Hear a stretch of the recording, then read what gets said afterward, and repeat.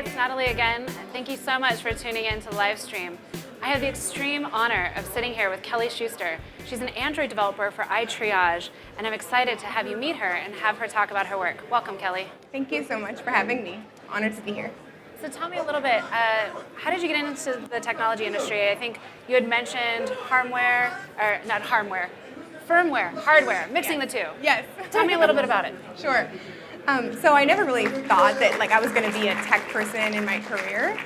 So when I was younger, I started out with a lot of different interests. I did theater, I loved reading, I loved history, and I also loved math and science, but they were just sort of these extra things. And but I had this intense curiosity about computers. I remember staring at my parents' computer and just being obsessed, what is going on? I know there are people in the world that know how this works. It's not magic, and I have to figure it out, So I watched this movie with my sister, Antitrust. It was this movie about it was hackers, because that's how hackers for me. That's what it was. Really, that's awesome. Yay for Hollywood, getting us into tech. Which is rare. Yes, exactly.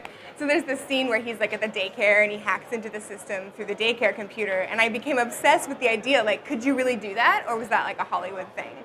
So that sort of got me going on this tech there's area. There's about hacking. Yeah, could you really do this? Yep. Yeah, and I actually, when I went into college, I actually was a political science major, and I had to take a science for political science, and so I opted to take physics. And my advisor was no, you're supposed to take meteorology or intro to astronomy, the easy science. I was no, I really like physics, it's so fun. So then towards the end of my physics class, I realized I was so depressed that I was going to be done with math and science. So I was why don't I just switch to engineering? So I switched over to electrical engineering, and I just loved it. It was so much fun, and I learned how computers work finally, and it was awesome. Your career zoomed from there. Yes, exactly. I felt like I hit a niche, and I was just in my stride. Yeah. So tell me, so now you're an Android developer. Yes. And you're working at iTriage. And you were telling me you're the accessibility lead. Mm-hmm. Talk to me a little bit about what you're solving for and maybe some of the challenges that you faced in your current role. Sure. Okay. So at iTriage, I'm working on a new app for Aetna's new member experience. So you could check claims or doctors or things like that. It would be, it's going to be so awesome. I can't wait. It makes healthcare easier. Yes, exactly. Super easy. Information when you want it, and it's going to be awesome. And so one of the big pieces that I'm personally passionate about is developing accessible apps so that all people can use it. And we're really focused on vision impairment. So cool. I'm an Android developer, so I'm doing Android for the app, but I'm also the accessibility lead for web and iOS as well. So you're not busy? Not in the slightest. So it's really cool. I get to work with this group called the Blind Institute of Technology, and they're a nonprofit group run by an engineer and all these tech-savvy people that also happen to be blind.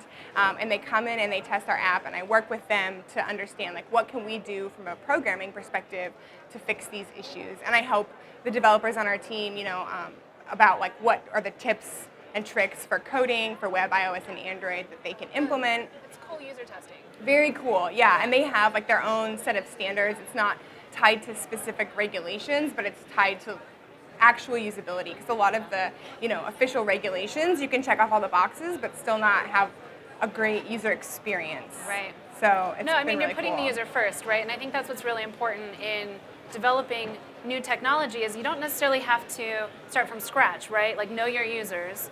And so it sounds like you guys are doing a great job talking to the community, and from there you're getting the insights to build for them with them in mind. Exactly, because I feel like I read through the documentation about accessibility, but it wasn't really until I actually got to know them as users that I was I was thinking about that wrong. Yeah. No, so it's really cool. No, that's really great. And so what would you say a challenge was and a creative solution that you implemented in your current work? As far as accessibility goes, I think a lot of it is in terms of not really knowing exactly how the screen reader is going to read things out, and so finding ways to set content descriptions on layouts as opposed to on specific views. But as outside of accessibility, the greater technical challenges, we had kind of a challenge with the back end solution. So when we were looking at all the schedules, and our back end is being developed by another team, and we're not their only stakeholder, and so they were kind of on this longer timeline. So we were shoot, we're not going to get everything in time for us to be able to put the app together. So my manager came up with this brilliant solution about, well, why don't we just like have these modes, these different networking modes, and we can build out these fake APIs for us as we develop our app internally. Oh, cool. Yeah, and then as we start getting the services delivered to us, we can just like flip a switch. Like, oh, this is such a cool idea. Yeah. So we had to be really strict about like separating model view controller in our app, and every platform did this. We pushed the logic of switching modes to the lowest layer of the networking library, and we just started integrating the real backend services, and it was so awesome because we literally just had to, new base URL, and then maybe a little bit of tweaking with JSON parsing, and it just works. And it's so cool. And there's an Easter egg menu in our alpha channels, so people can switch between like this fake API mode and the real API mode, which is incredible for like the business stakeholders, because it's super hard to demo back-end services to people that are like really high up in companies, because there's like that huge technical gap of knowledge.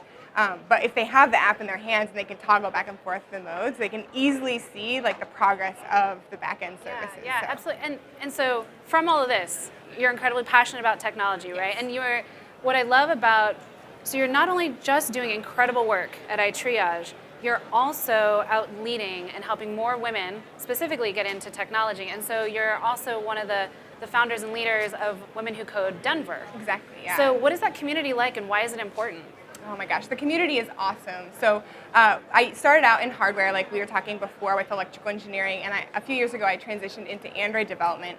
And during that time, I just found meetup.com, and I was like, this is amazing. So I heard them too. Oh my gosh, they're so great. So I just went through and like signed up for every tech meetup, and I was like, oh, Women Who Code, that sounds cool. And I remember I went to my first meetup for Women Who Code. It was a Ruby study group, and I wasn't really like a huge Ruby person, but I was like, oh, it sounds like fun.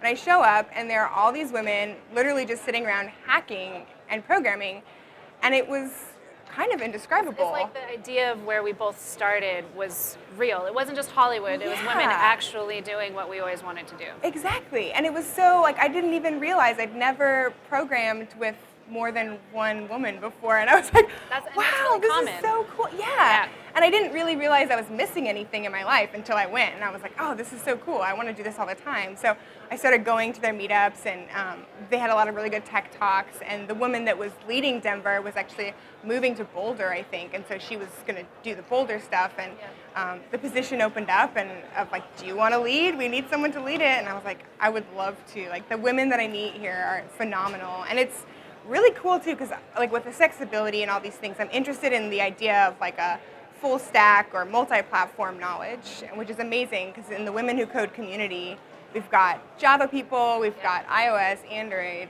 Ruby on Rails, Scala, like you name it, they're here in my group. And so when you go to the meetups, you don't necessarily just even have to work on, what you're working on at iTriage. You can work on personal projects. You have personal projects that you're working on outside of your current work? Yeah, actually. So I have one little app. It's called Should I Buy It? It's sort of... This already sounds dangerous. Yes. It's actually... So I'm a personal finance geek, and I like to help people make smart financial decisions. I like shopping. Yes, okay. I'm really good at spending money. All I right. need to learn how to save it. This app might help you then.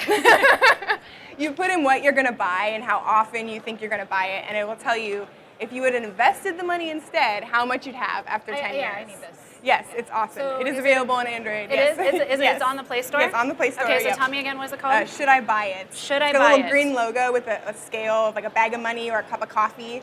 All right. That's, All right. yeah. I think I might. Awesome. I'm gonna start saving more money because of that app. Cool. So, again, I'm really thankful that you made time to come and visit us today. You're clearly doing incredible work for accessibility at iTriage, and you're leading Women Who Code Denver. It sounds like you don't really have spare time, but then you've created this awesome app. So, anyways, I'll look forward to hearing more innovations that you're creating in the future. Thank you so much for making up. Thank you so much. This the is time. awesome. Thanks. Thanks.